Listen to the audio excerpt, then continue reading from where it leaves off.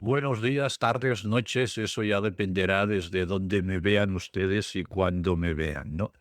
Intentaré no repetirme, aunque sé que lo hago, pero bueno, intentaré no repetirme, porque vamos a ver lo que empezamos como España en África. Y dijimos que unas posesiones de España en África de hace mucho tiempo ya las descartamos, hoy tienen poca importancia, salvo para historiadores. Y hay otras partes que es lo que íbamos a ver, así que hicimos un primer vídeo hicimos un primer vídeo que hablamos de Ifni.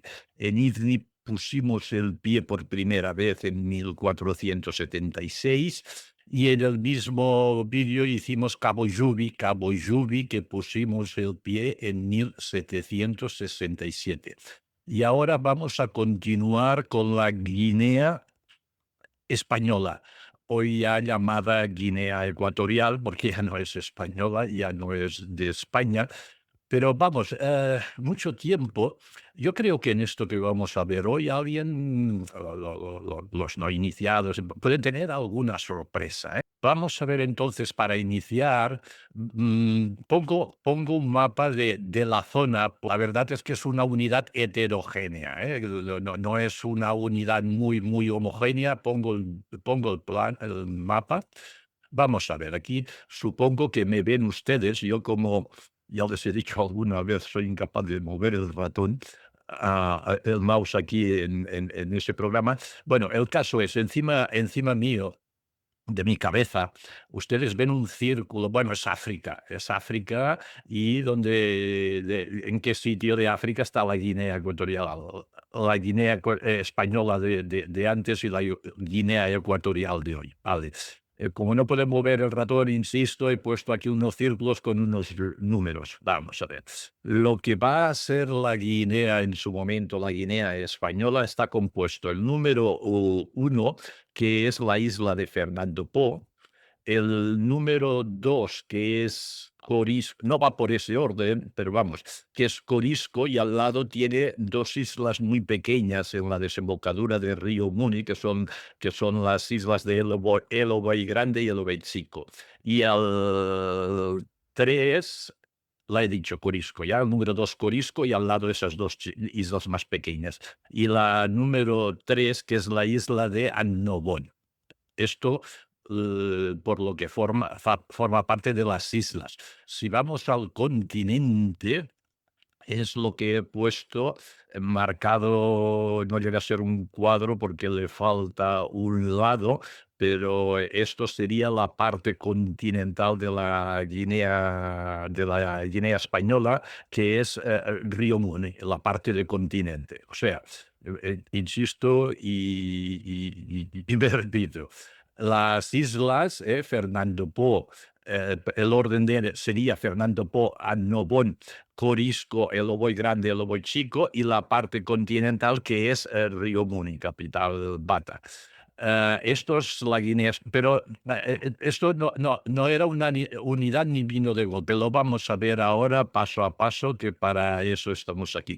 Porque por si yo me explico muy mal y me perdiera y hiciera saltos y tal, también he he hecho un calendario en el tiempo para que ustedes se puedan situar bien y no perdernos. Vamos a ver. Empezamos. ¿Cuándo empieza y cuándo termina esta historia? Esta historia empieza en 1471, que no lo vamos a ver, y 1474, porque no nos implica. En 1471, un portugués descubre Bioko, entonces era Bioko, hoy Fernando Po, ¿vale? Y en 1474 Portugal también toma posesión de Annobón. Ya tenemos Fernando Polla Nobón en poder de los portugueses. Ven aquí que yo entre las fechas he puesto unos espacios que quiere decir que los periodos no totalmente, no es nada proporcional, pero bueno, he procurado poner un espacio para que se vea que, los años que han pasado, ¿no? Porque de 1474 nos vamos a 1778 con el Tratado del Pardo, y aquí es donde empezaremos nosotros, ¿eh? O sea, las islas digamos, las descubrieron los portugueses, pero a nosotros a lo que vamos empezaremos en 1778. Si pasamos a 1858, España establece administración en Fernando Po. Lo iremos viendo, insisto.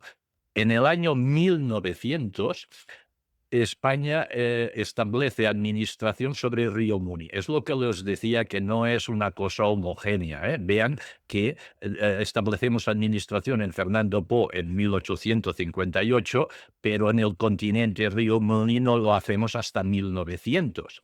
Vale, de 1900 pasamos a 1959, donde la Guinea Española se convierte, aquí he puesto una de esto, está mal, la Guinea Española se convierte en provincia. 1959, eso ya hace 4 días. Bueno, desde que España toma el control del río Muni en 1900, pasamos a 1959, España convierte a Guinea en una provincia.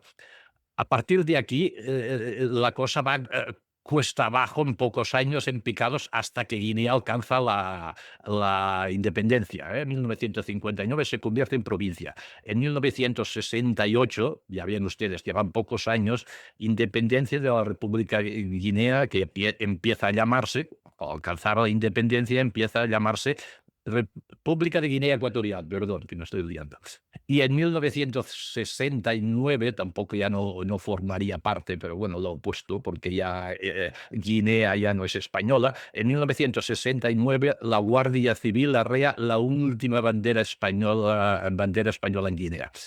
O sea, insisto, fíjense en la proporción de los años de 1471 hasta 1969, y los espacios quieren significar que, insisto, que no es proporcional, no he cogido la escuadra y el cartabón, no es proporcional, pero quiere representar los años que hay por medio.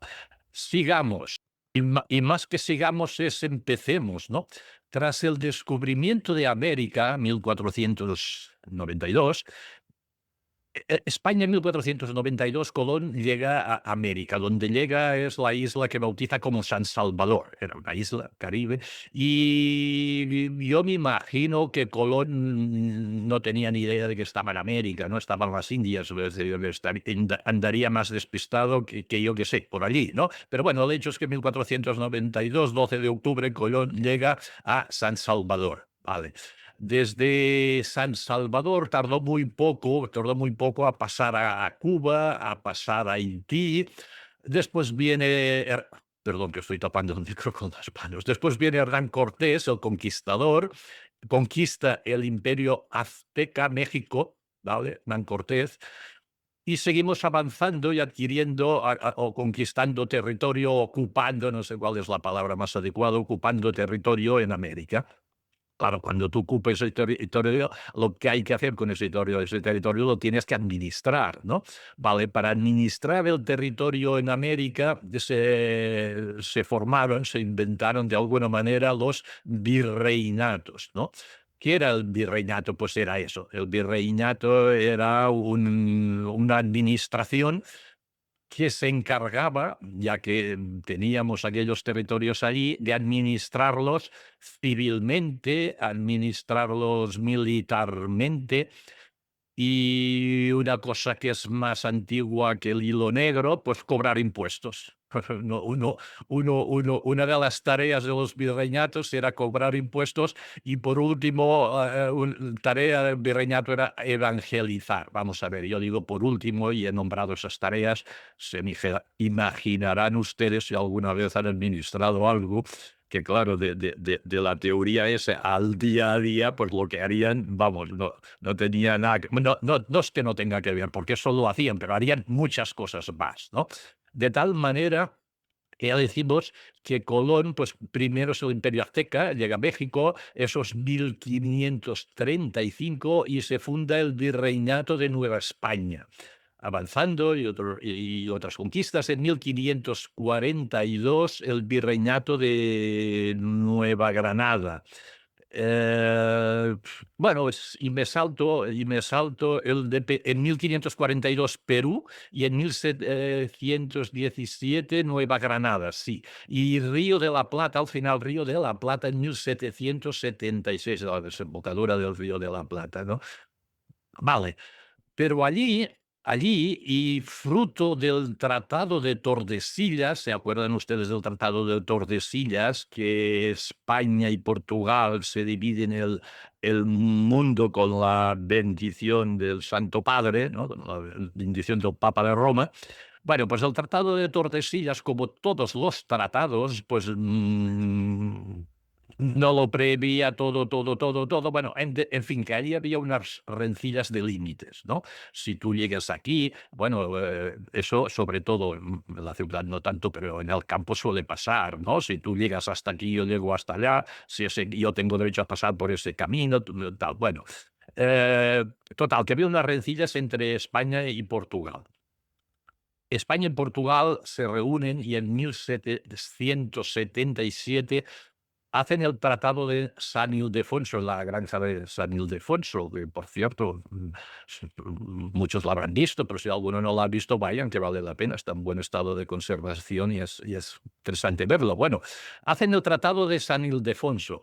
Eran 1777, eran tiempos de Carlos III y su secretario de Estado, el famoso Florida Blanca, ¿no? Tratado entre España y Portugal para, insisto, delimitar las fronteras en América del Sur. Se firma el 1 de octubre del 77. Vale. Representando a España va el propio Carlos III y representando a Portugal va María I de Portugal, ¿no? En este tratado, que el tratado estaba más que nada, el problema estaba en la parte oriental, lo que es hoy Uruguay, que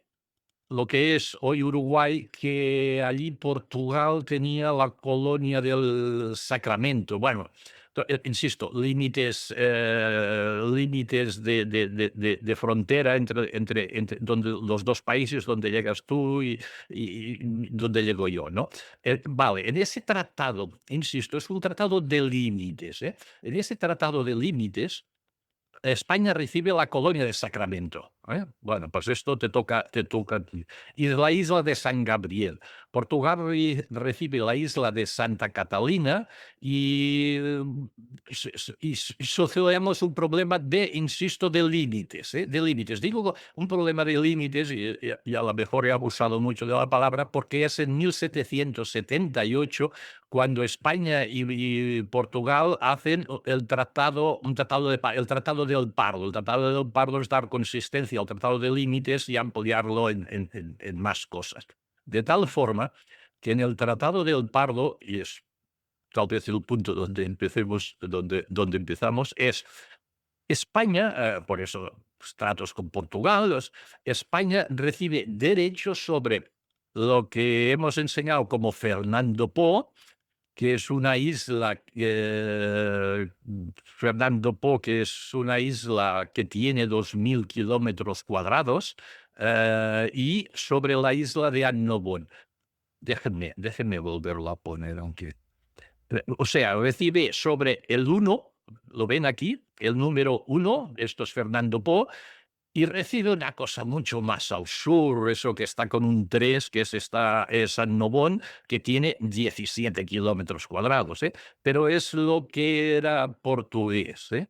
Era portugués en ese momento. Y además, esas dos islas, y además unos derechos indefinidos, ¿no? Tampoco, unos derechos sobre la costa del continente en frente a estas islas, una cosa un poco indefinido, ¿eh? Bueno, pues insisto, aquí empieza nuestra historia, ¿eh? Por el Tratado del Pardo entre España y Portugal, Portugal cede a España las dos islas y unos derechos sobre la costa del continente. Aún no hemos hablado para nada de Corisco ni de Lobey, ¿eh? Se dan cuenta ustedes. Hay que decir también, yo digo que esto es heterogéneo porque ya ven ustedes islas continente, pero aparte no había una relación, eran cosas muy distintas, ¿no? Por ejemplo, aquí no nos movemos por etnias, ¿no? Entonces, en Fernando Po, o sea, la isla, la primera y principal, que hablaremos más que nada de ella, en Fernando Po había una etnia que eran los Bubis, mientras que en Río Muni, o sea, en el continente, había una etnia que era la etnia Fang. Estas etnias, no eran hermanos precisamente, ni siquiera primos, ¿eh? S A ver, perdón, es que yo digo 2 etnias porque son los que yo me acuerdo, ¿eh? Hay bastantes más, como 5 o 6 más etnias. Lo que pasa que de algunas de ellas ya los nombres a mí se me van, pero, eso es para decir 2 etnias, distintas, en la isla y en el continente, 2 islas que, pues, yo no sé, no en aquel momento que tenía que ver con Río Muni, nada. Insisto en la heterogeneidad del paquete, de lo que es la Guinea española. Vamos a ver, continuemos. Así que adquirido eso, en esa primera etapa, eso dependía, donde yo decía que a lo mejor hay alguna sorpresa, porque esto dependía de Montevideo.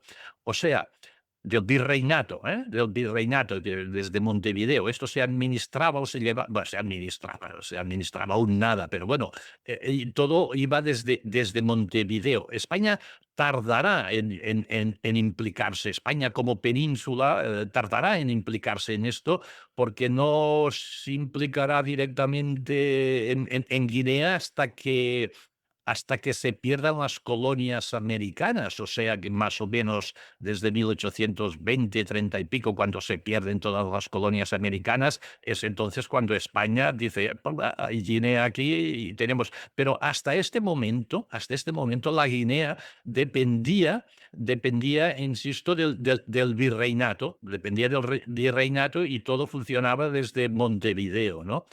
Eh, entonces, a ver, y ahora voy a hacer una vulgaridad, perdónenme ustedes, permítanmelo. Ahora a mí me viene a la cabeza cuando había solo en España la televisión española, o a lo mejor ya había alguna de las otras y todo, pero no me acuerdo de unos concursos que siempre al concursante le ha tocado a usted un apartamento en Torrevieja, Alicante. Vale, yo no sé, pero me imagino, bueno, me ha tocado unas alegrías, me ha tocado un apartamento en Torrevieja, Alicante. Yo me imagino que el lunes o cuando pudieran cogerían su SEAT a ir a ver el apartamento en Alicante, ¿no? Después llegaban allí. No lo sé, lo pongo yo todo eso, ¿eh? Pero igual era un apartamento de 50 metros en la quinta línea de mar, ¿no? Bueno, digo eso, es vulgaridad, porque algo así nos pasó, bueno, le pasó al virreinato de Río de la Plata con lo que Portugal nos cedió, ¿no? Ya cuando España le toca, cuando nos toca eso por el virreinato, pues empiezan a ser lo que en catalán se dice, a fer volar coloms, ¿no? Ya dicen, bueno, cuidado, ya se imaginaban qué tenían que hacer con eso que Portugal nos había cedido, ¿no? Bueno, pues esto será muy útil para el comercio de esclavos. Cuidado, situémonos en la época, ¿eh? Estamos hablando del antiguo régimen, ¿eh? Todavía no había ciudadanos, sino que había súbditos, ¿eh? Y por cierto que por allí, bueno, lo vamos viendo, ¿eh? La población por allí serán, pues, emancipados, unos eran emancipados, o sea, que habían sido esclavos, ahora una población nativa libre, pero es que también habrá una población nativa que por no saber leer y escribir, esa población nativa que estaba bajo protección. ¿Qué quiere decir que estaba protección? Que había un ente que los tutelaba, o sea, esta gente, estos indígenas, esas del lugar que no sabían leer y escribir. No, el baremo era uno, esto no saber escribir, no sé el baremo en general que había, pero había una gente que no podía, por ejemplo, comprar y vender, obrar, necesitaba que la autorizara la tutela, ¿eh? Estaban tutelados. Por eso estoy hablando de antiguo régimen y por eso estoy hablando de otro momento y otras cosas, ¿no? Pero bueno, en esa cesión, que insisto, España dice, bueno, esto no nos irá de coña para el trato de comercio de esclavos y eso nos tiene que servir como punta para cuando vayamos hacia Oriente, volvamos de Oriente, la circunvalación de África, pues será un punto de parada, casi ya pensaban bueno, punto de parada. Bueno, de eso nada, ¿eh? De eso nada, porque el comercio de esclavos, aunque en aquel momento los españoles no pintaban nada en el comercio de esclavos, y como ruta para ir hacia el Oriente tampoco servía, porque los barcos que vienen de Oriente y por unas razones que yo de navegación no sé nada, pero por unas corrientes, unos vientos o no sé qué, no cogen la ruta de esta isla, van más hacia el exterior. Total, que aquello no servía para nada. En definitiva, España un poco, lo digo así, entre nosotros, había engañado, Portugal había engañado a España con estas islas que nos cedía, los había engañado, entre otras cosas también, porque cedo estas islas, pero Portugal, sí que Fernando Po en su viaje se las había encontrado, pero no tenía ningún dominio del territorio, son tuyas. Bueno, en derecho internacional ahora decir que una cosa es tuya es muy complicado, ¿eh? Tienes que tener una administración, unas fronteras que te lo reconozcan los otros. Bueno, es igual, total, que Portugal los dio aquello como suyo, mira, vuestro. Vale, es que no tenían verdadera una posesión ni los portugueses, ¿eh? Así que, como he dicho, se coge el SEAT, ¿no? Y se manda una expedición expedición desde el virreinato, ¿eh? No desde España, ¿eh? Desde el virreinato, ¿eh? Que la encabeza el conde Argelejo, ¿eh? Se manda una expedición, lo que decía del ejemplo, para tomar posesión, ¿no? Voy a tomar posesión del apartamento, pues aquí va a tomar posesión de las islas que acabamos de conseguir con ese magnífico trato que acabamos de hacer con Portugal. Vale, se va el conde de Argelejo para tomar posesión de las islas, había quedado con los portugueses, haremos el acto de traspaso, ¿vale? El conde de Argelejo, sus barcos allí, y nada menos que los portugueses lo hicieron esperar 3 meses, ¿vale? El conde de Argelejo iba con 100 hombres, ¿eh? 100 hombres. A los 3 meses algunos de ellos habían muerto y la mayoría enfermos, porque hay que decir una cosa, ¿eh? Fernando Po en esos momentos, hoy es distinto, claro, me imagino que es distinto, pero en estos momentos sobrevivir allí a un blanco, o sea, había muchas enfermedades tropicales, poca comida, escasa comida, o sea, la vida era difícil, ¿eh? Total, que Argelejo, bueno, sí, va allí, los portugueses lo tratan como lo tratan, ve lo que ve, y pronto se da cuenta de que allí no podía establecer ningún punto militar con 100 hombres, la mitad de ellos enfermos, ¿no? Bueno, se rinde y se vuelve, ¿no?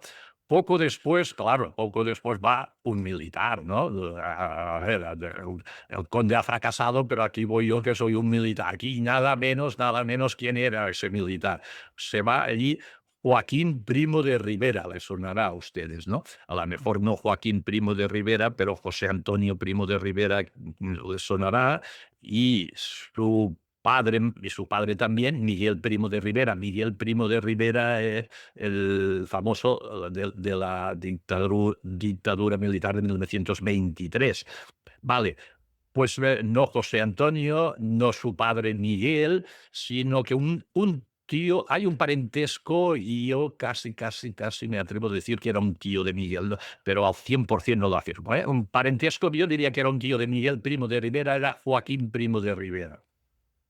Joaquín Primo de Rivera, pues bueno, hace el viaje que hizo que Argelejo había fallado y pronto se da cuenta del fraude. Dice: "Oye, aquí nos han engañado, pero vamos". Y incluso se siente vejado, ¿no? Se nota unas vejaciones por parte de los portugueses, de que os den, a que os espabiláis, ¿no? Ya Joaquín, Primo de Rivera, ya con un poco más de aspiraciones, yo diría tal vez de espíritu militar, compra unos esclavos allí y con los soldados que llevaba intentó establecerse en Fernando Po, ¿eh? Todo empieza en Fernando Po, ¿eh? Iremos hablando siempre de Fernando Po. Pero todo acabó en desastre, o sea, donde vas tú con unos pocos hombres, unos pocos esclavos y con lo difícil que era la vida allí. Total, ya Argelejo, ya tenemos a Primo de Rivera, que han fracasado en establecer un punto, aunque sea militar allí, ¿no? Aparte de este fracaso, tampoco teníamos aún traficantes españoles de negros para aprovecharse de esto, ¿no? Aunque ya, a pesar de que ya había una fuerte demanda de esclavos por parte de Cuba, pero no teníamos el mercado dominado, aún no. Así que la colonización española de Fernando Po durante décadas fue un desastre, un verdadero desastre. Y si queremos complicar más las cosas, ya sonaban vientos de abolicionismo, que era lo que nos faltaba. Si nos hacemos aquí de que, bueno, esto será una base para tráfico de esclavos, pues no, ya cuidado con el tráfico de esclavos, que ya estamos empezando a hablar ya estamos hablando, empezando a hablar de evolucionismo. La esclavitud ya no se veía bien, ¿no? Total, que nos plantamos en 1780 y abandonamos Fernando Po, o sea, fracasamos con Fernando Po, no, lo abandonamos, hemos mandado 2 misiones, las 2 han fracasado, han sido un desastre, por lo tanto, abandonamos Fernando Po. Cuando era no, perdón, era 1803 cuando la corona española pide al Consejo de Indias información sobre eso que acabamos de adquirir, qué pasa con estas islas, qué pasa con Fernando Po, ¿no? La información que recibió fue tan escasa y se veía que era tan un fracaso, que entonces se dijo, bueno, pues ya no mandamos más recursos. Eh, Más recursos eran misioneros, básicamente, ¿eh? Todo iba encaminado a la evangelización, todo lo que hasta aquel momento había hecho España, Reino, la península para eso, porque insisto en que todavía estamos en manos del virreinato. Nos vamos a 1820 y después de una guerra, España recupera el pleno control de Cuba. Por lo tanto, Fernando Po, si ya tenemos Cuba nuestra al 100% y tal, Fernando Po ya importaba menos, ¿no? Porque las plantaciones cubanas se abastecían ilegalmente de intermediarios del lugar de origen. O sea, ¿cómo explicaría? No eran tan necesarios controlar ese mercado. Cuba se podía abastecer, ya tenía manera de abastecerse. Eran factorías piratas al fin y al cabo, pero bueno, eh, ya se podía, aunque estas factorías piratas, había españoles detrás de ellas, pero todo era un mercado opaco, no hay que decirlo, ¿no? A Cuba, a la propia isla de Cuba, de hecho, entre 1817 y 1820 fueron muchos los esclavos que llegaban aquí. De tal forma que y eran unos años en que la oligarquía cubana acumulaba capital, o sea, aquello estaba funcionando, las plantaciones, la caña de azúcar, el algodón, aquello estaba funcionando y se estaba acumulando capital, también ya había hemos dicho, este mercado negro de esclavos, con el mercadeo de esclavos también proporcionaba mucho capital. Mucho de este capital fue a País Vasco y Cataluña. Si avanzamos, llegamos a 1834.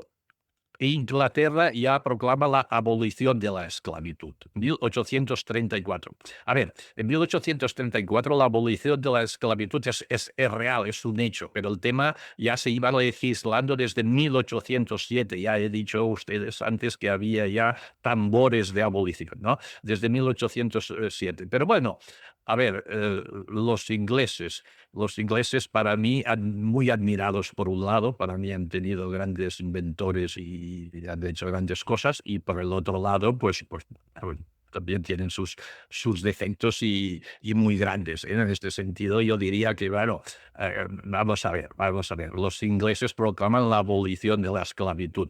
Yo, a mi modo de ver, no es por generosidad, buen corazón o por un tema altruista, ¿eh? Cuando Inglaterra abandona la esclavitud, más que nada es porque el mercado de esclavos se les iba de las manos, ¿eh? Vamos a ver, si ya no controlamos, si este mercado no es nuestro, que no sea de nadie, ¿eh? Es un punto de vista, ¿eh? Póngale comillas muy grandes, comillas muy grandes, es un punto de vista, pero para mí la cosa iba así. No fue totalmente altruista la abolición de la esclavitud por parte de los ingleses, a mi modo. Claro que aún así, pues no se pasa de abolir la esclavitud hoy sí, mañana no, ¿eh? Trata lo suyo, porque, por ejemplo, en Estados Unidos, en América, pues el norte consumía algodón, claro, donde iba el algodón del sur, y claro, algodón norte no se había abolido la esclavitud, pero bueno, estaban consumiendo un algodón que la América del Sur había hecho a base de esclavos, ¿no? De hecho, la esclavitud en Europa, cuando llega una abolición real de la esclavitud, es en el siglo XIX, bastante ya a finales, ¿eh? Y es un momento, el siglo XIX, en que ya no hay ninguna duda de que España tiene colonias. Porque, vamos a ver, España llegó más tarde a la abolición de la esclavitud. Llegó más tarde, entre otros temas también, porque en el 1814 hubo el Tratado de Viena. El Tratado de Viena, a ver, en 1814 acaban las guerras napoleónicas, ¿no? Sabemos lo que fue Napoleón, expansión por Europa, ya a Napoleón se lo tiene controlado. En 1814 se hace el Tratado de Viena, pero en ese Tratado de Viena España no participa. Yo creo que aquí hizo que España en el tema esclavitud fuera un poco por otro. Hemos dicho que en 1780 España abandona la isla desde las expediciones aquellas fracasadas, pues España la abandona. Claro, si tú la abandonas, ¿qué pasa? Pues por ahí andaban los ingleses, ¿eh? Ya saben cómo tratan ese sistema, ¿no? Entre 1827 y 1840 los ingleses intervienen en la isla. La isla está poblada, dominada por los ingleses, ¿no? Que es los que fundan Port Clarence, nombre inglés, la capital, que después, cuando sea Guinea Española, se llamará Santa Isabel, y que ya no es Santa Isabel, que hoy es Malabo, que Malabo, creo que es, sí, Malabo, el nombre le viene de un rey Bubi importante de la isla, y que se llama Malabo, y por eso la capital ahora es Malabo, insisto. En ese periodo que andan por allí ingleses es por Clarence, después vendrá Santa Isabel cuando sea Guinea Española, actualmente, después de la independencia, Malabo. Vale. Estamos en tiempos, esto era, fíjense ustedes, de 1827, 40, estamos hablando del reinado en la península, en el Reino de España, de Isabel II, ¿eh? Isabel II, saben ustedes que llegó a reina muy exageradamente joven, de tal manera que no podía gobernar y por lo tanto tuvo un regente. Este regente fue Espartero. Y Espartero intentó, lo que los otros, colonizar la isla, ¿no? Y bueno, más que colonizar, realmente Espartero quería, hay que hacer algo con la isla, hay que hacer algo, no sé si se planteaba eso, si la colonizamos, y le pasó por la cabeza de venderla a los ingleses, ¿eh? Pero los ingleses no picaron, ¿eh? A los ingleses no les interesó comprar la isla y además aquellas cosas de las modas, ¿no? Habrán oído ustedes, yo me acuerdo muchas veces y que eso que es real, aquello que dice, bueno, tú puedes parar un ejército en la frontera, ¿no? Nos invaden no sé qué, puedes parar un ejército en los Pirineos, los puedes. Claro, si tienes suficiente ejército y no sé qué y no sé cuántos, puedes llegar a pararlos. Pero lo que no puedes parar es una idea para la que le ha llegado su tiempo. Eso ya puedes mandar a la frontera, a donde sea, lo que quieras, los ejércitos, que si a una idea le ha llegado su tiempo, tú no la paras. Bueno, pues en tiempos de Espartero, cuando quería venderlo a los ingleses, no sé por qué, pero más con idea, bueno, una moda del momento, los plumillas que se dicen, ¿no? Esos que, los columnistas, los que crean opinión a través de la prensa escribiendo sus artículos en los periódicos, pues bueno, se puso de moda una corriente de que me estás hablando de vender esas islas, que eso no se podía, eso no se podía vender de ninguna manera, que eso, que había que hacer lo contrario, colonizarlo y hacerlo español. Bueno, una corriente total. ¿Por qué digo todo eso? Porque Espartero se encontró que no pudo vender a los ingleses no querían comprar y la opinión en España no quería vender. Por lo tanto, Espartero dijo, bueno, si no la podemos vender, vamos a colonizar, pero hagamos algo con esto, ¿no?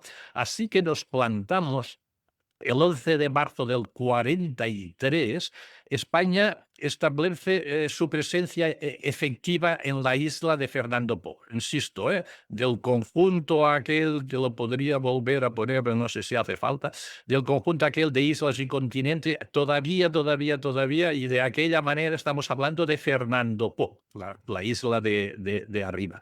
En 1843, nueva expedición y que colocará allí a un puesto de soldados. Esta expedición la manda Juan de Lerena y Barry. Eh, Tengo aquí foto de Juan de Lerena. Sí, mira, espera, pongo una foto. No por nada, es porque no, tampoco estén tanto rato viendo mi cara que no merece la pena.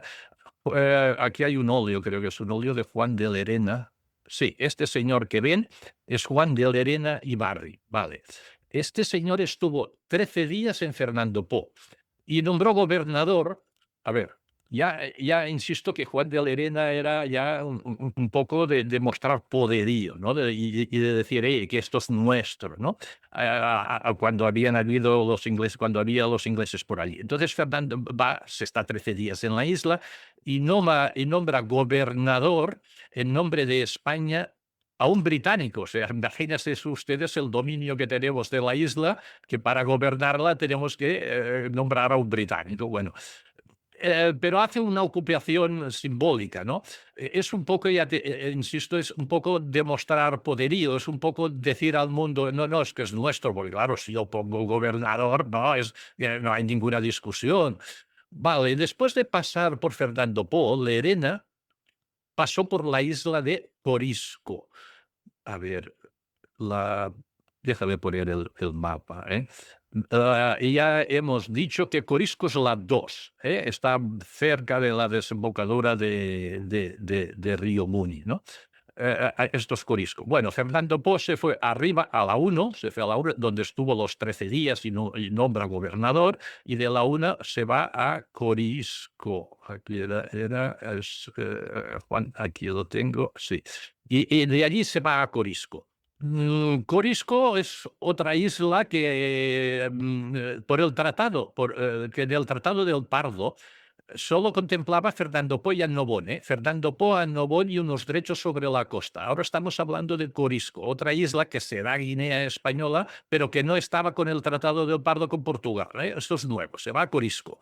Bueno, y allí se encuentra con un líder esclavista y llega a un acuerdo con Lerena para ponerse bajo protección de España. Vamos a ver, yo digo, también es cosa mía, ¿no?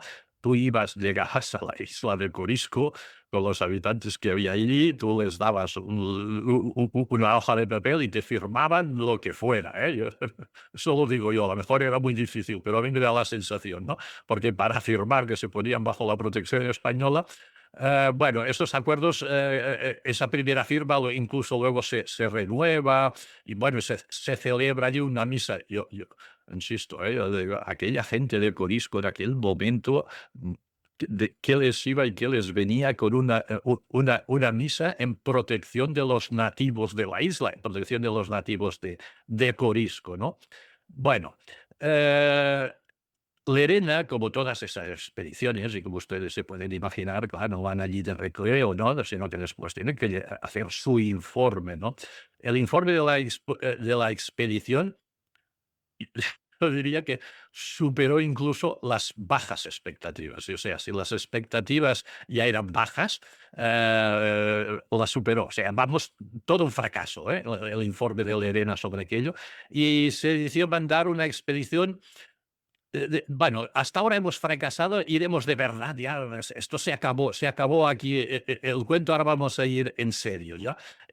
Ya dice, ya pensando en explotar, incluso, sí, hasta ahora hemos fracasado, pero como iremos en serio, y además explotaremos las tierras con plantaciones de algodón, azúcar, café, explotaremos la pesca, la madera. ¿Qué pasa? Que cae Espartero como regente, cae Espartero, todo este proyecto se va a Norris, ¿no? Llega 1844 y 1885 y ya establecemos protectorado sobre el Ovejo y Corisco. Cuidado, no estamos hablando de ninguna tontería. Ya está, a ver, establecer protectorado significa nada más y nada menos de hacerlo una colonia. Eso es una colonia mía. O sea, que si teníamos las dos islas y derechos indefinidos sobre la costa, el Obey y Corisco, las dos el Obey y Corisco, que no están en ninguno de estos tratados, en esta época nosotros hacemos un protectorado, lo hacemos protectorado y por lo tanto, se dan cuenta ustedes de que hacemos todo el marco, cerramos el círculo de lo que será la Guinea española. Listo. Y yo he empezado diciendo que era heterogéneo, para mí lo es, pero lo vamos construyendo, estamos construyendo esta Guinea a mi modo de ver, es un modo de verlo y decirlo. Nos plantamos en 1845 y que nueva expedición, una más, vamos allá. Y esta vez, ¿quién va al frente de la expedición? Esta vez va Guillemar de Aragón, ¿vale? Expedición. Más de lo mismo. Iba a demostrar poderío, pero allí, ¿se acuerdan? Vamos, claro que se acuerdan de lo que acabamos de decir. Allí habíamos nombrado un gobernador inglés, ¿no? Vale, Guillemar de Aragón, allí, poderío, pero bueno, está el gobernador inglés, ¿no? Y mostró cartas de los bautistas. ¿Quién eran estos bautistas? Estas eran como, decir, secta, no es exacto, es exagerado, ¿no? Pero no, unos ingleses allí desplazados, practicantes de la religión bautista, que si no voy mal, esta religión, no sé, uno de los rasgos distintivos, no la conozco a fondo evidentemente, pero los rasgos distintivos de los bautistas es que son su libro de cabecera, el Evangelio, muy evangelistas, muy del Evangelio, y un rasgo que los caracteriza es que se bautizan de mayores, ¿no? Bueno, estos son los que estaban por la isla, por los ingleses que había allí, ¿no? Bueno, y estaban, y lo que le dice el gobernador inglés nombrado por nosotros a Guillemar de Aragón, les dice, cuidado, que los bautistas de la isla están dispuestos a llamar a la escuadra inglesa, o sea, decirle, no te apoyan a ti, están dispuestos a llamar a la escuadra inglesa al revés, para que te sacuda, ¿no? Guillemar, ¿qué pensó? Pensó, cuidado, cuidado, ahora tengamos la fiesta en paz, ¿no? Así que no se complicó la vida. Y si algo consiguió fue cambiar nombres ingleses por nombres españoles en la isla, ¿no? Eh, También se desplazó a Corisco y consiguió que los jefes indígenas firmaran un acta de anexión a España que incluía también las Celobéis, insisto, más sobre la construcción de esta Guinea española, ¿no? Con él, otro tópico para mí, ver otro tópico, se decidió un modo de colonización por misiones católicas. O sea, delegando a la Iglesia, ¿no? El gobierno delegaba funciones. Esto no es nada nuevo a lo largo de la historia, ¿eh? Ya saben ustedes que muchas veces la Iglesia ha hecho tareas de gobierno que no son propias de la Iglesia, pero que se le delegan. Pues aquí también, ¿no? De tal forma que en 1855 el padre Martínez Sanz encabeza una misión con 40 personas que vienen apoyadas por Isabel II, ¿no? Una misión con 40 personas. A ver, a mí me parece poco, ¿eh? Y vamos a manejar unos números que me parecen poco, pero después en otro punto veremos por qué son poco, porque 40 personas, ¿qué podían hacer allí, no? Bueno, van apoyadas por la reina Isabel II, pero la población de Clarence, la capital de Clarence, eh, ya rebautizada con Guillemar, ya se rebautiza como Santa Isabel. A estos misioneros, a esas 40 personas, lo recibieron con frialdad, ¿no? Yo creo que con frialdad también por el hecho, aquello no era fácil, porque me parece que fueron 40 que no sé si ninguno de ellos hablaba inglés. Claro, entonces aquello allí mandaban, ocupado de facto por los ingleses, pues además, los ingleses como los bautistas, como es lógico y normal, pues los españoles poco tenían los bautistas, los españoles, pues como no les entraban, ¿eh? No les decían nada. Así que nos plantamos en 1858 y empieza la colonización real de Fernando Po. Vale, vale. Ustedes me pueden preguntar, buena pregunta, colonización, ¿qué entendemos? ¿Qué es una colonia? Yo, si tuviera que decir que es una colonia, me decantaría por las colonias ingleses y el clasicismo inglés, ¿no? De las colonias. Las colonias es cuando una metrópoli sobre un territorio colonial, básicamente, que eran de carácter, bueno, Egipto no, pero bueno, básicamente de carácter económico, comercial, pues en la colonia se producían normalmente materias primas que se llevaban al continente, a la isla en caso de Inglaterra, pero ¿qué pasa? Que Inglaterra en esa época ya había hecho una revolución industrial, entonces las materias primas de la época, que era agricultura, minerales y todas esas cosas, las elaboraba, hacía productos ya fabricados y se volvían a vender a la propia colonia, ¿no? Para mí, así a modo universal, cuando hablamos de colonias, a mí me viene esa imagen, ¿no?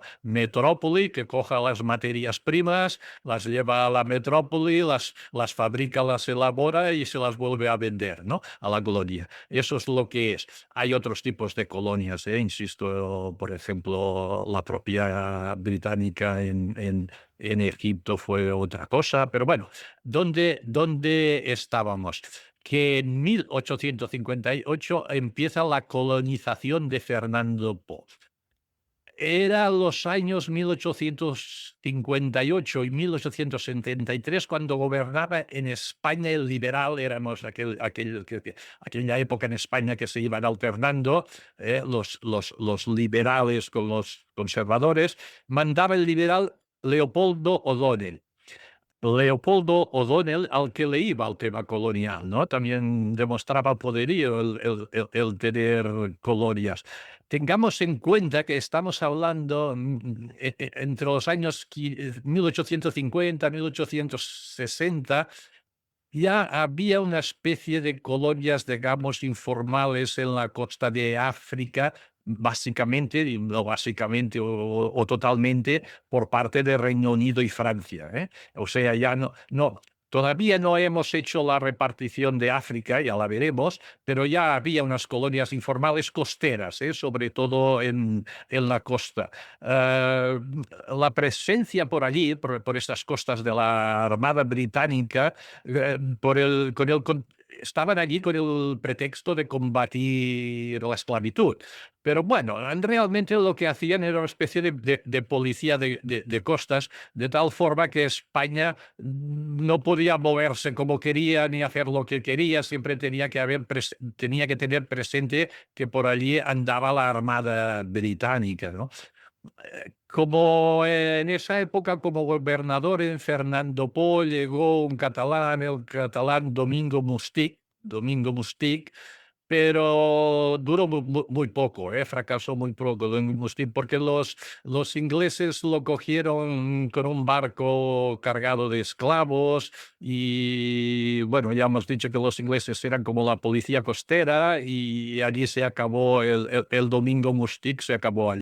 Nos plantamos en 1858 y aquí vamos a dar un giro, ¿eh? Porque ahora vamos a ver una vertiente económica. ¿Por qué? Porque la Sociedad Económica de Barcelona, claro, si viene Sociedad Económica y de Barcelona, normalmente está más ligado a temas económicos, hizo llegar a la reina Isabel II una petición solicitando el establecimiento de una estación naval, claro, porque una estación naval para poder comerciar con ellos, ¿no? Para poder hacer comercio en Fernando Po. Eso es lo que pedía la Sociedad Económica de Barcelona, una estación naval, y la colonización de las islas de Guinea, o sea, estación naval, vamos a hacer colonia, y cuidado, que eso es novedad para nosotros. Y habla ya de puntos importantes de colonizar, vamos, de colonizar puntos económicamente importantes en la costa de tierra firme. ¿Se dan cuenta ustedes de que siempre, o si yo lo he sabido explicar todavía, estábamos en las islas, no habíamos nombrado para nada la tierra firme? Pues bueno, es la Sociedad Económica de Barcelona la que por primera vez dice: oye, y en tierra firme, a lo mejor económicamente hay puntos importantes que podríamos verlos y tratarlos, ¿no? Ahí viene el gobierno de Javier Istúriz. Es un gobierno que dura muy poco, ¿eh? ¿Y qué hacemos? Una vez más, o sea, eso es el día de la marmota, ¿no? Nueva expedición, Carlos Chacón. Esta vez mandamos a Carlos Chacón. Ya cuidado, no va, pero tampoco es una más, porque con Carlos Chacón lograremos ya una presencia permanente. En 1855 ya estableceremos presencia permanente. Estamos hablando de Fernando Po, de la primera isla, lo demás está verde, estamos allí. Vale. Carlos Chacón va junto con los misioneros jesuitas, presenta el verdadero inicio de la colonización de Fernando Po. Va con Carlos Chacón, el verdadero inicio, que va allí con unos misioneros. Vamos a ver un poco para ponernos en ambiente, lo que era eso de los misioneros. Vamos.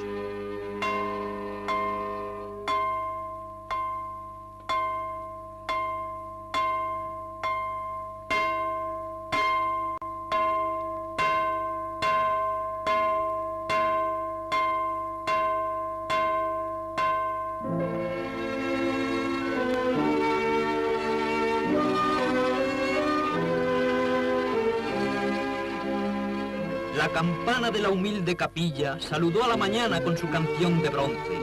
El misionero sale de la choza y empieza su labor, que es siempre obra de amor y caridad.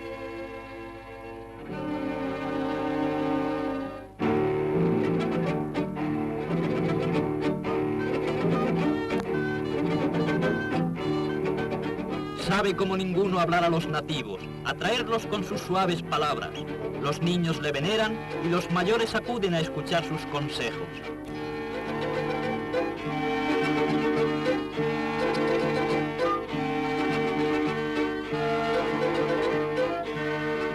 Todos besan su mano en señal de respeto.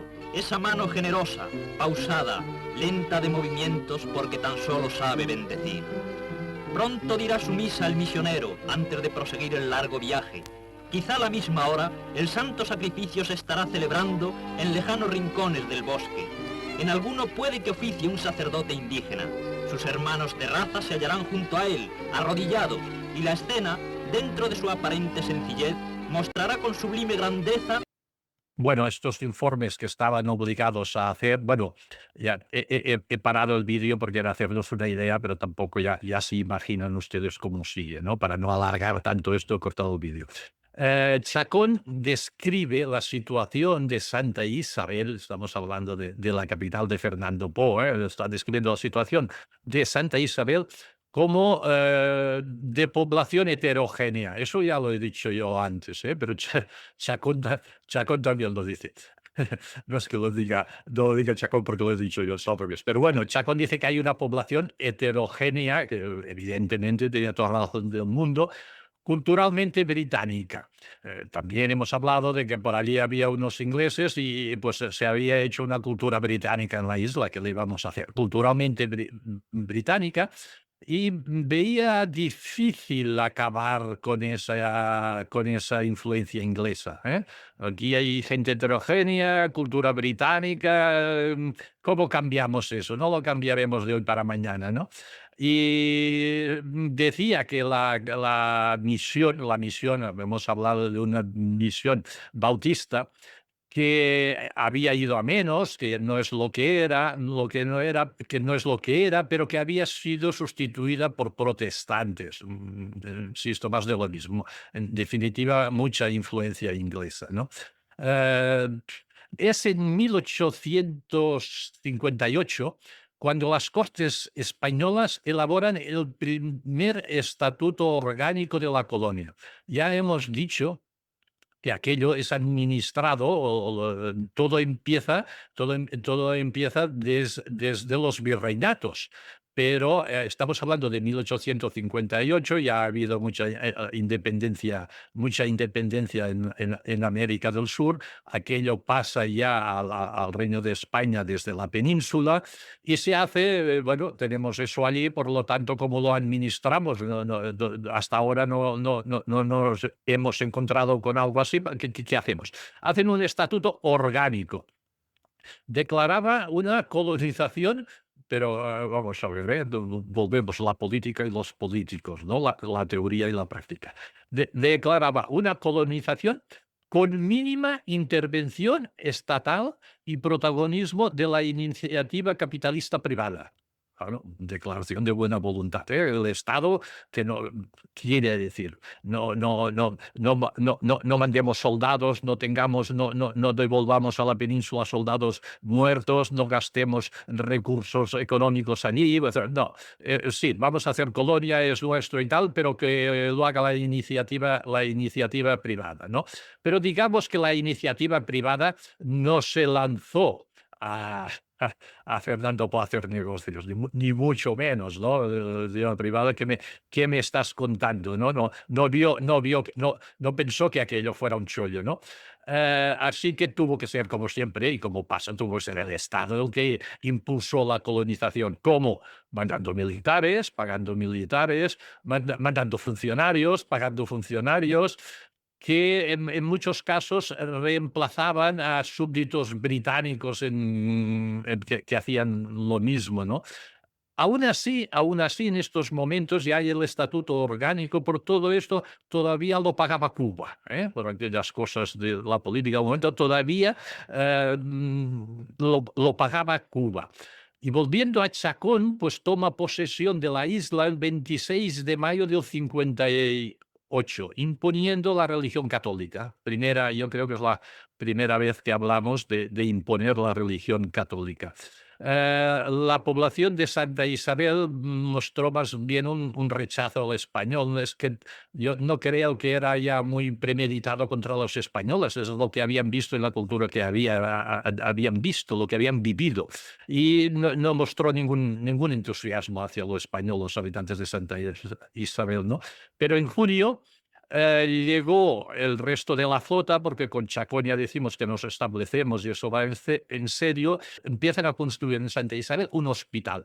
Ahora sí, que blanco y en botella, ¿no? Cuando tú ya construyes en un lugar así un hospital, es que es una colonia, lo estás colonizando, ¿no? Pues primera vez, hablamos ya de que en Santa Isabel, con Chacón, Carlos Chacón, construimos un hospital.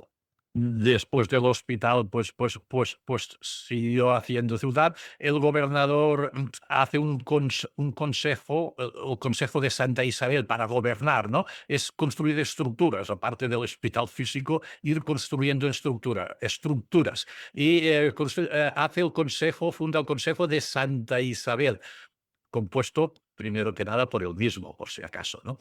Y un secretario español y 4 miembros británicos del Consejo. Claro, allí sigue habiendo lo británico, ¿eh? O sea que el Consejo de Santa Isabel, que administraba, para administrar aquello, tenía 4 británicos aún, ¿no? Para ir construyendo país, pues nombra un encargado de aduanas. Hay 25 soldados bajo un oficial en un polvorín. 25 soldados, yo vuelvo. Antes había 40 millones, ahora 25 soldados. A mí me parecen unos números míseros, pero tienen una razón que la veremos. 25 soldados en un polvorín, ya, pero presencia, ¿eh? Ya estamos hablando de otra cosa. También Chacón iba a trabajar, el señor hizo un plano de la ciudad, rotuló las calles en español, censó a la población de Santa Isabel. Bueno, y aquí ya vemos también un poco de eso que digo de los números. En ese censo que hizo Chacón por primera vez de Santa Isabel, pero cuidado, no estamos hablando de la Guinea Española, estamos hablando de Santa Isabel, la capital de Fernando Po, una ciudad, pero había 858 habitantes en este censo de Chacón, Santa Isabel, la capital. Yo diría que era lo más, más moderno de toda aquella Guinea, era Santa Isabel en aquel momento y contaba con 858 habitantes. De ellos, el 61% eran hombres, me parece que los ingleses era el 1%, la etnia bubi que ya he dicho, que yo nombro los bubis porque me acuerdo, pero había más los bubis eran como un 8% de la población. Y el resto es esclavos emancipados, ya hemos dicho que son los esclavos emancipados. Los oficios dominantes eran carpinteros y jornaleros agrícolas. Vamos a poner, pero un grabado también, una imagen de Fernando Po, que tengo por aquí, pero bueno, no es porque diga mucho, es por cambiar de imagen, ¿no? Bueno, pero aparte de todo esto, que como ven ustedes es hacer infraestructura y estructura, construir aquello, Fernando Po, Chacón tenía otras misiones, tenía otras misiones, como era tomar posesión. Yo antes, al principio de todo, te lo puedo volver a poner, pero he puesto un gráfico de momentos en el tiempo, ¿no? De años, ¿no? Y ahí todavía estamos subiendo. Después veremos que de repente vamos haciendo la colonia, vamos haciendo la Guinea española y de repente bajaremos en picado. Cuando bajemos en picado. Pero ahora todavía estamos en una fase constructora yendo hacia arriba. Bueno, tomar posesión de las islas que consideraban dependencias de Fernando Po. O sea, el tratado con Portugal preveía las 2 islas y los derechos sobre la costa, pero había unas islas que eran Corisco, Annobón. No, Annobón sí, Annobón estaba en el primer tratado, perdón. Corisco, el Obey Grande y el Obey Chico, que no, bueno, pues, que no constaban ni sabíamos de qué pintaban por allí. Pues bueno, Carlos Chacón ya va con la misión de poner un pie y a ver qué pasaba en Corisco y a ver qué pasaba en el Obey, ¿no? En Corisco se desplaza y se encuentra con 2 misioneros protestantes. Fíjense ustedes, 2 misioneros protestantes. Y le dan, como es lógico, ¿no? Pues en aquella isla súper pequeña, les llega alguien y lo primero que hacen los misioneros es, bueno, informarle, darle una visión. La isla contaba con 1000 habitantes, toda la isla, ¿eh? O sea, pronto acabaría, ¿no? Pero darle una visión. Ya, insisto, Carlos Chacón iba con un modo ya de colonizar, de poderío, y nombró un gobernador de la isla, ¿eh? Ya en Corisco, ya, bueno, esto también nuestro, porque aquí vamos a nombrar un gobernador.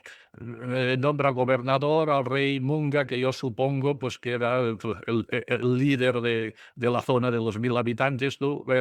¿Quién es aquí el que manda más? Este es el que manda más, a los que al que todos creen, pues venga, rey.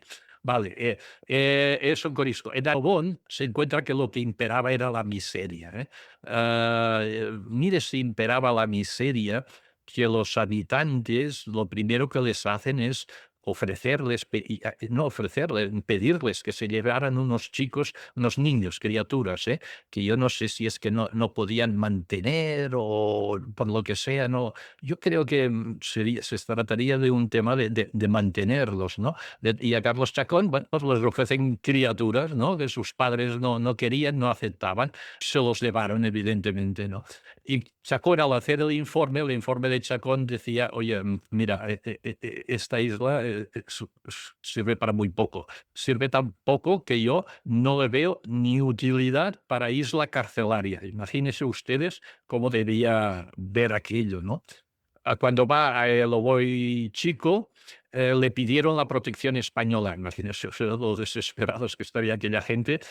Llega Chacón allí, lo primero que le dijeron, no, ya queremos ser protegidos de España. Le piden la protección. En 1959 llegaron 128 colones españoles junto a 166 militares, junto a un nuevo gobernador Gándara. O sea, una vuelta de hoja, ¿eh? Nuevo gobernador, que es Gándara, y llega allí. Bueno, los números van subiendo, ¿eh? Los números van subiendo. Aquí ya lleva 128 colones, ¿eh? Colonos españoles, perdón, con el fin de establecerse, y 166 militares. El experimento colonizador fracasó una vez más, ¿eh? Enfermedades tropicales, no había actividad comercial, aún había el monopolio británico, o sea, de hecho eran los británicos los que dominaban el comercio del Golfo de Guinea. Así, Fernando Po empezaba incluso a tener mala fama mundial, ¿no? De sitio duro, de sitio difícil para vivir, bueno, todas esas cosas. En 1862 vamos a sustituir a Gándara, ¿eh? Vamos a sustituir al administrador, que va a ser el gobernador, y va a ser Pantaleón López Ayllón. Bueno, quito también esta imagen porque tampoco es que sea tan interesante. Insisto, 1862 ya pasa a ser gobernador López Ayllón, ¿no? Y este señor, ¿qué hace? Pues ya avanzando, pues quiere hacer una reglamentación de trabajo, unas reglamentaciones. Bueno, aquí esta colonia hay que ponerla en marcha, necesitamos trabajadores, hay que trabajar y por lo tanto necesitamos unas leyes y tal, ¿no? Esta legislación más que nada tiraba de mano de obra forzada, que casi no podía ser de otra cosa, ¿no? Hay que pensar que el servicio doméstico era esclavo aún, era esclavo, la situación laboral tan elemental como ustedes se pueden imaginar, ¿no? Eh, una legislación que más que nada también parecía encaminada a favorecer a los negreros cubanos. Vamos a tenerlos contentos, a los negreros cubanos. De hecho, en la isla, en aquel momento, con esta reglamentación, los trabajadores eran propiedad de la colonia de Fernando Po, o sea, no eran libres totalmente, ¿eh? No eran esclavos, bueno, no eran esclavos prácticamente, porque vamos, digo, era propiedad de la colonia de Fernando Po, y de tal modo que si tú querías un trabajador, la colonia te lo arrendaba, ¿eh? ¿Entienden ustedes el giro? O sea, las condiciones las ven, ¿no? En definitiva, unas condiciones muy precarias, muy duras y de semi-esclavitud. Este reglamento era algo más suave cuando hablaba de los emancipados llegados de Cuba. En 1862 se enviaron 200 emancipados cubanos, pero se siguieron mandando, pero pronto se paró de mandar estos cubanos. ¿Por qué? Porque había la guerra civil, ya había empezado en los Estados Unidos. He dicho 1962, ustedes se acuerdan de la guerra civil americana, 61-65, o sea, plena guerra civil americana. La guerra civil americana ya se sabía, bueno, ya se veía cómo acabaría con la abolición de la esclavitud, y por lo tanto no se trataba de mandar trabajadores a Fernando Po porque dentro de 4 días pues no nos harán mucha falta aquí, ¿no? La colonización española de Fernando Po, quien más interés, quien más provecho económico había sacado eran los ingleses, que tenían unas redes comerciales establecidas con Fernando Po. Las costas africanas y la metrópoli monopolizaban el comercio, poco comercio que los bubis podían hacer con el exterior, ¿no? A España, el beneficio de esa colonia en ese momento es un poco una constante. Todavía le venía por el prestigio internacional de decir, tengo colonias, tengo esta colonia. La parte económica, ¿quién se la llevaba? Como siempre, tampoco vamos a descubrir nada, se la llevaban los ingleses, no se la llevaba España. Y ya avanzando, se la llevaba España, ya avanzando es en 1865, verán ustedes que vamos un poco más atrasados, se formó la Sociedad Abolicionista Española, cuando España también ya dice, bueno, eso de la esclavitud hasta aquí hemos llegado. Cuando llegamos a 1868, España tiene la famosa Revolución la Gloriosa, el famoso PRIM, famoso general PRIM, ¿no? Hubo un decreto orgánico que rescataba el proyecto de Fernando Po, o sea, la Gloriosa, nueva gente en el gobierno, y más de lo mismo, vamos a ver, que aquí tenemos Fernando Po, venga, vamos a ver, ¿no? ¿Y qué pretenden? Bueno, más teoría a mi modo de ver, ¿no?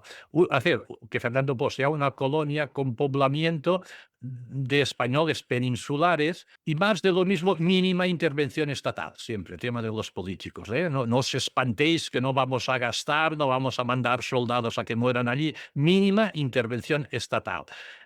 ¿Y eso cómo pretendían hacerlo? Sedentarización de los bubis, la propia etnia, pero vamos a ver, los bubis, adelanto que los bubis era una etnia que no se distinguía por una gran afición al trabajo, ¿eh? O sea, el bubi no era un hombre preparado para estar cada día a las 7 o las 8 de la mañana al pie de la finca para trabajar. Yo no voy a decir que sean holgazanes, pero tenían otro concepto, ya digo, no era una gente muy dada al trabajo que entendemos nosotros, ¿no? Y bueno, con esto, con Prim, con la famosa Gloriosa, pues como es lógico, los tiempos pueden mucho y había un espíritu laico revolucionario que se trasladaba un poco a la colonia, ¿no? Pero todo esto muy teórico. Pero la colonización española con los 85 individuos pues fracasó de nuevo porque tampoco era una gente muy preparada para aquel tipo de agricultura, no iba preparada.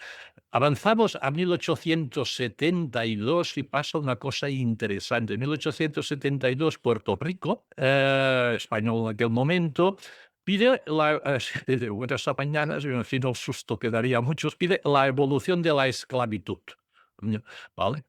Puerto Rico pide la evolución de la esclavitud. En Puerto Rico había unos 30.000 esclavos en aquel momento, pero cuidado, porque Cuba está cerca y Cuba tenía 400.000 esclavos, ¿no?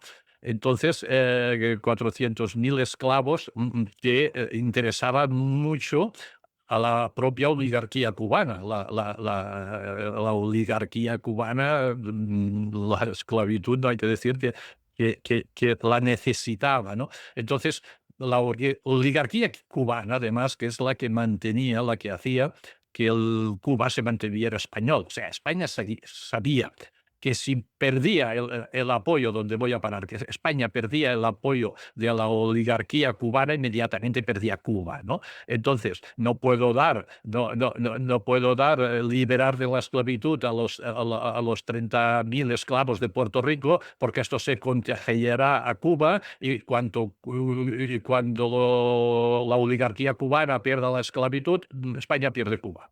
No sé si he explicado el círculo como yo lo veo.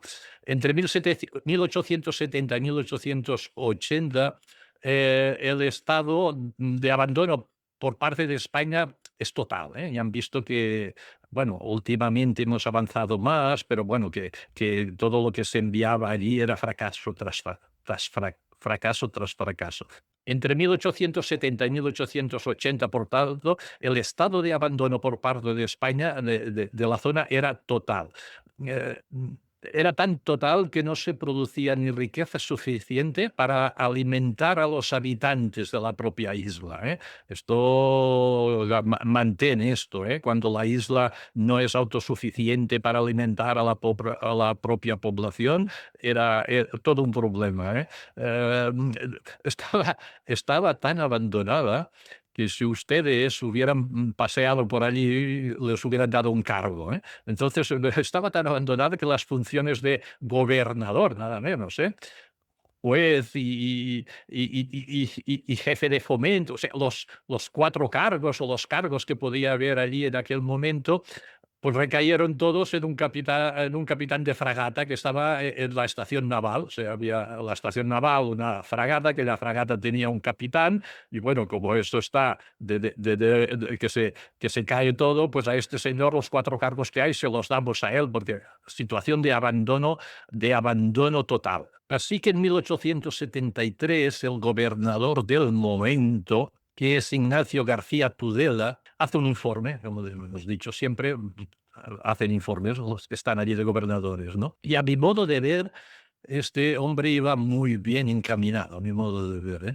Decía, ¿qué decía? Que Fernando Po ha sido objeto de las élites cubanas para conseguir esclavos, y admiraba el enorme éxito de los ingleses porque por lo menos le habían sacado el beneficio económico. Insiste, para mí este hombre iba bien encaminado. Claro, decía, los ingleses han aprovechado esto, que antes he avanzado yo, es lo que dice este hombre. Dice, los ingleses han aprovechado esto porque ellos han tenido una revolución industrial, ellos tienen industria y por lo tanto cogen materias primas y las elaboran en la metrópoli, ¿no? Pero si España no tiene fábricas, ¿qué va a hacer? ¿De qué les sirven esos minerales, esos productos agrícolas de África? ¿De qué les sirven? Es que no les sirven de nada, vamos. Remarcaba también la imposibilidad de obtener la fuerza de trabajo abundante. O sea, para desarrollar una economía, yo voy por aquí, por el lado propio, ¿no? Pues la fuerza de trabajo es importantísima, ¿no? Para hacer una economía avanzada y para hacer de Guinea una colonia que funcionara, que podría traer algún beneficio, hay que tener mano de obra. Bueno, pues esto tampoco lo había, no había mano de obra abundante, porque como he avanzado también, los bubis, la etnia, que eran los que más había allí, no era una gente muy dada al trabajo, no les encantaba el hecho de trabajar como entendemos nosotros, de estar a pie de obra a las 7, a las 8 de la mañana. En definitiva, digamos que García Tudela no era en absoluto optimista sobre la colonia, ¿eh? Y una vez más, propone abandonar la isla. Sí que hemos avanzado, pero se dan cuenta que ahora, hasta este momento, todo lo que hemos hecho allí es fracaso tras fracaso. Bueno, parece que habíamos tocado fondo cuando García Tudela propone otra vez más abandonar la isla. Así que me parece que el dicho es Dios aprieta, pero no ahoga, ¿no? ¿No es así? No sé si el dicho es Dios aprieta, pero no ahoga. Pues bueno, si nosotros estamos ya también en otra vez en la propuesta de abandonar la isla, de buenas a primeras todo cambia, ¿no? Todo cambia. Habíamos tocado suelo, pero a finales del siglo XIX, que es donde nos movemos, se produce un cambio radical en el ámbito internacional. Perdonen ustedes si es debido a mi falta de profesionalidad, pero al acabar de grabar el vídeo me he dado cuenta que he grabado 2 horas y 15 minutos o algo así. Sé que esto es inviable, nadie va a estar aquí 2 horas y 15 minutos, ¿eh? Así que ya verán ustedes que es un corte un poco así tajante y precipitado, pero bueno, lo corto aquí. Ya está grabado la otra parte, que lo haré a continuación, pero lo hago en 2 vídeos porque, insisto, no quiero a nadie 2 horas y cuarto sentado delante de una pantalla, sea de la tele, sea del móvil, ¿eh? Les espero, eso sí, por favor, les espero y verán que continúa, absolutamente es continuación, pero lo separo en 2 vídeos, ¿eh? Muchas gracias y les espero, sobre todo, les espero en el próximo, por favor. Gracias.